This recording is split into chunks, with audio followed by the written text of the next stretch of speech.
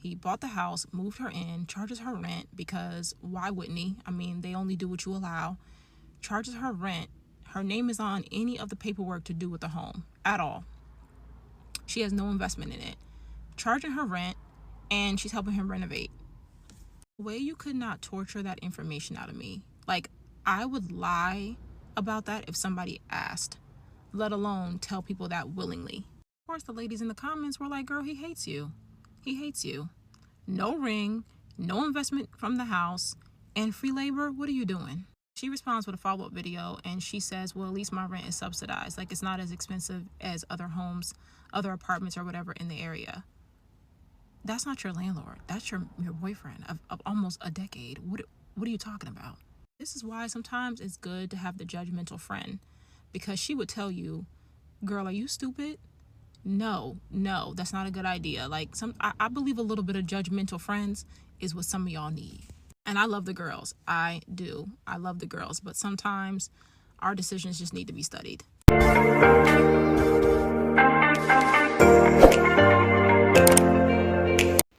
Hi guys, welcome back to my channel. If this is your first time here, welcome. If you're a returning subscriber, thank you so much for always sticking around. This is Sweet Tea with GC. Yeah, Sweet Tea in here. We bring it out juicy gist.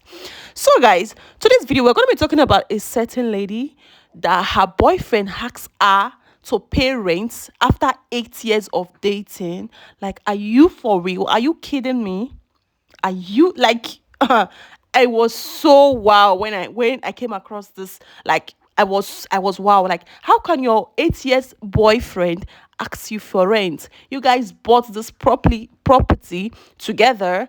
Her name was not on the paper, and nothing to show about you, and then you're asking her to pay the rent. So this girl admitted she is both paying rent, fixing up a house, and gaining no equity. And it really highlights the cost of being a woman.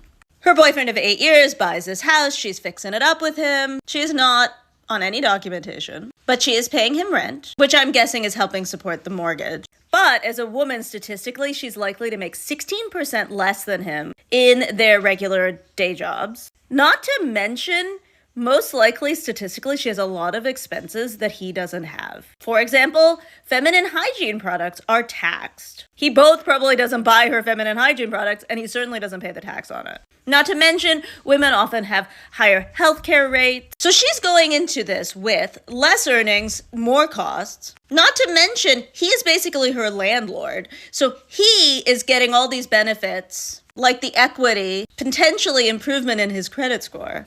Not to mention, she is doing a kind of women's labor that is regularly given to men for free, making the home look nicer.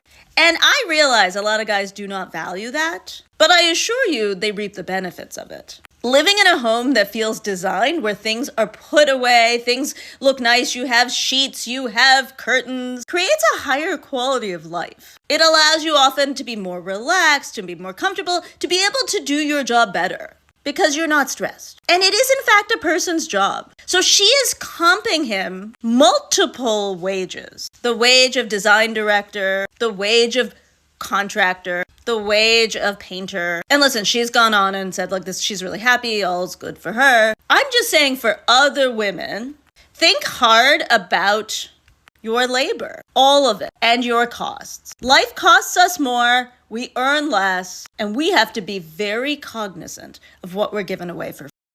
A girl renovated her boyfriend's house for free, her boyfriend of 8 years, and he didn't buy that house for the both of y'all. He's just gonna charge you rent to live there, pocket the money, get ready for his new wife, his new life. Why did you build that man a house? He's going to raise children in that house that aren't yours. Listen.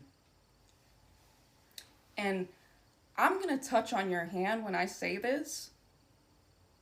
Dump him. Girl, leave him. He's supposed to be building you things and going to war for oil instead of you. If you want to shave years off of your life, and even more years because of the mental toll and resentment you have for this man, be my guest. And then people were like, why aren't you married to this man? You've been dating him for 8 years. And she's like, well, we started dating when we were 20 and we weren't ready for marriage, so...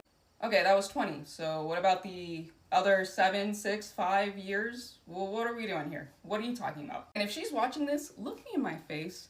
If you don't take a goddamn sledgehammer to all the work you just did, I swear to God, girl. Are you okay?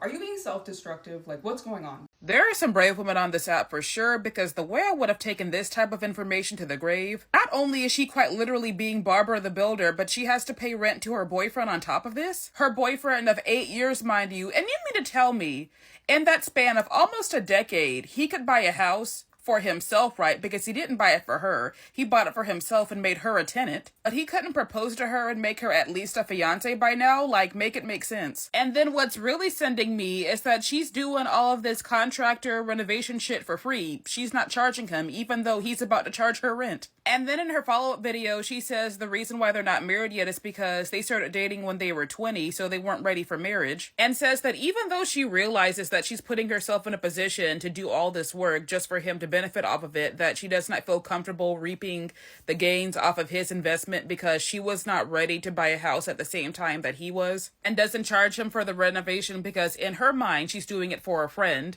her boyfriend, and even says that the rent that he's charging her is less than what she would pay anywhere else. I don't know, man. I don't know how I feel about this. She willingly put herself in a situation that benefits her boyfriend way more than it benefits her, because not only is she helping him fix up the house for his future wife that may not be her, but her boyfriend would become her landlord, which is not a good power dynamic to have because he could kick her out at any moment.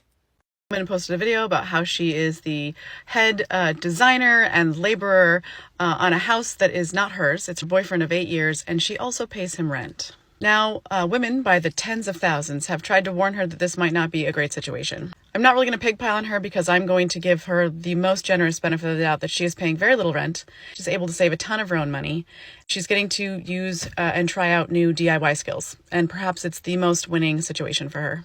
She also doesn't really seem open to other ideas.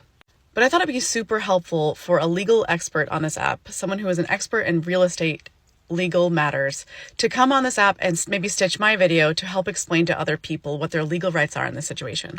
It's my understanding that she doesn't feel like she has any right to equity in the home because her boyfriend put the down payment on the house. She now pays rent in that home and is putting in dozens and dozens, if not hundreds of hours of sweat equity labor in the planning, designing, and execution of the renovation of that house. So please, if you're a real estate legal expert, please stitch this and help us all understand better what the legal protections are for someone in that circumstance. So I saw this post that says what it feels like to have your boyfriend of 8 years buy a house and then charge you rent to live in it while making you both design director and general contractor of the renovation. My only question for you is what's in it for you? I see where he benefits. He gets somebody to split the mortgage with him without having to be on that mortgage, but he also gets free help. He gets free labor. In addition to the cooking and cleaning that you're probably already doing for him, you're also scrubbing the baseboards and the floors, you're painting, you're organizing, you're designing, you're building, all of that. All of that for what? In exchange for what? Now, she goes on to say in a follow-up video, they've been together for 8 years, but they got together really young. She was only 20. Okay, well, that makes you 28 now. Okay, 20 might have been too young to get married. Okay, what's wrong with 28? This is literally what it looks like to be a Barbara the Builder, where you are in here helping a man get himself established, get himself on his feet, but there's no guarantee that you'll be reaping any of those benefits. Your boyfriend has literally become your landlord. Like, what happens when you're late with the rent? I feel like all too often we do these things to prove to a man what kind of wife we'll be, but that doesn't mean that man will necessarily see a wife in you. What it feels like to have your boyfriend of 8 years buy a house and then charge you rent to live in it while making you both design director and general contractor of the renovation. This video is being stitched to death and people are saying a lot of really smart things. Hopefully she listens to some of the advice. But I want us to talk about this particular genre of content where the text overlay or whatever the message that they're trying to communicate, based on the language that they're using, kind of the way that they position it, it's very clear that it's a cry for help, or at the very least, looking for validation. And it's very much like, if you build it, they will come. And they do come, right? In droves. And they give you that validation. They tell you that your man sucks, that he's taking you for a ride, or whatever it may be. And then like clockwork, there comes the explainer video. And the funny thing about the explainer video too is that it never makes anything better. It usually makes things a lot worse, actually. Like part A was already unflattering enough. To both you, and I'm not talking about this particular person, I'm talking again about the genre of content, but both to the poster and their respective partner. A lot of times boyfriends or husbands. So yeah, the first part, not flattering. Second part, even less flattering. Just cut it off like a gangrenous limb. If you want the validation, just take it. People are giving it to you. But if you want to like take a dump on your partner who's a stranger to the rest of the virtual community and we have no context on him, we're obviously going to take your side. There's no other side to hear from, right? But then you go ahead and like completely negate or try to backtrack on everything you said. But I mean, thank God for it, because it gives us endless fodder for content. My boyfriend and I have been together for almost 8 years. We live together and we pay pretty much every single bill together now. The car insurance we pay together, the renter's insurance we pay together, the rent, the credit card, things like that. But there's just one thing that's new for our generation, and I just don't know when you're supposed to move to pay this bill together, and that's our phone bill. We both still pay our parents for our cell phones and are on our family plans that we have been on since we were children. And generations before us didn't have to think about this because there weren't cell phones and like weird plans, but everybody got a cell phone at the same time and we all just got on our plans with our families. And now I'm kind of like, when do we make that switch? Do we make that switch? Because here's the thing, like, I'm not sure financially that's even a smart move. Are we going to be getting the best deal if it's just the two of us out here on our own? I've racked up cred with Verizon at this point through my parents. You know, maybe it's not when we get married. Do we join together on a phone plan when we have children? Or like, do we have kids when we get them a cell phone when they're teenagers? Will they just join one of our family plans that we have with our parents? And will one day their children join the family plan from one side of our parents? Does that make sense? Do you get what I'm saying? Like, I think reasonably at some point we're going to have to merge into our own phone plan. But truly, is that the most beneficial option? And if not, really, what is our alternative? What does a life on individual family plans from our parents look like? Anyway, this is completely haunting me.